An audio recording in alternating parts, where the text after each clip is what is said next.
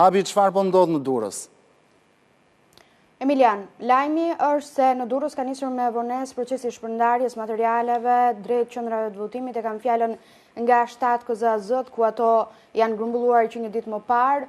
Kjo për shkak të asaj që raportuam edhe në edicionin e orës 15, dorëzimit me vonesë të listës komisionerëve nga Partia Demokratike dhe Partia e Lirisë. Vetë këto parti nuk është se janë deklaruar publikisht për sa i përket vonesave, gjithsesi është dashur që të kalojë kjo listë si procedurë edhe në Komisionin Qendror të Zgjedhjeve dhe kjo ka sjell edhe vonesën. Gjithsesi duket se procesi tashmë është zgjidhur nga ky ngërç, ka nisur shpërndarja në KZAZ numër 24 që përkon edhe me shkollën Janku Kuzeli këtu në Durrës. Ka filluar dhe është drejt përfundimit procesi i shpërndarjes së materialeve zgjedhore drejt qendrave të votimit, ndërkohë që në KZAZ numër 22 gjërat po ecin me një ritëm pak më të ngadalë. Gjithsesi nga çfarë parashikohet, për pak minuta pritet të përfundojë ky proces për të gjithë qarkun e Durrësit. Më lejo të theksoj edhe një moment të rëndësishëm për sa i përket vëzhgimit të ndërkombëtarëve.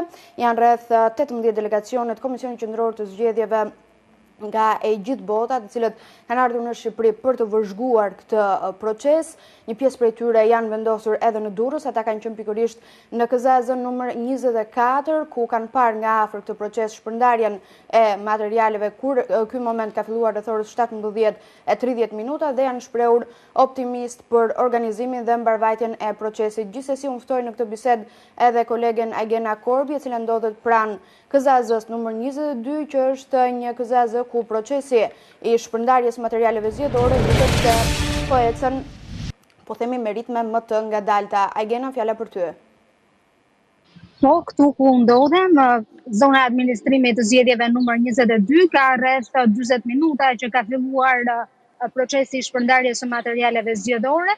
Njerëzit që shihni pas meje janë të gjithë anëtarët e qendrave të votimit që presin të tërheqin bazën materiale për të garantuar procesin për nesër. Ndërkohë është një zonë e administrimit të zgjedhjeve që përmbledh këtu rreth 56 qendra votimi, kryesisht në pjesën veriore të qytetit të Durrësit.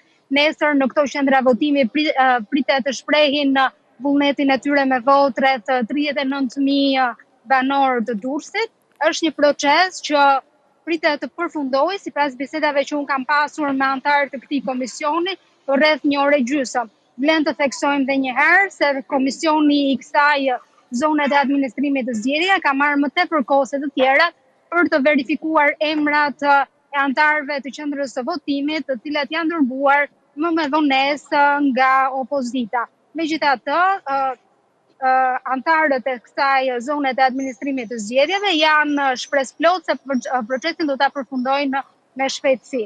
Ndërkohë që në 6 zonat e tjera të administrimit të zgjedhjeve në qarkun e Durrësit, 2 prej të cilave, një në përkatësisht në Krujë, në Bashkinë e Krujës dhe tjetra në Shijak dhe 4 të tjera brenda qytetit, procesi ka nisur rreth orës 5 dhe në disa prej tyre po shkon drejt përfundimit.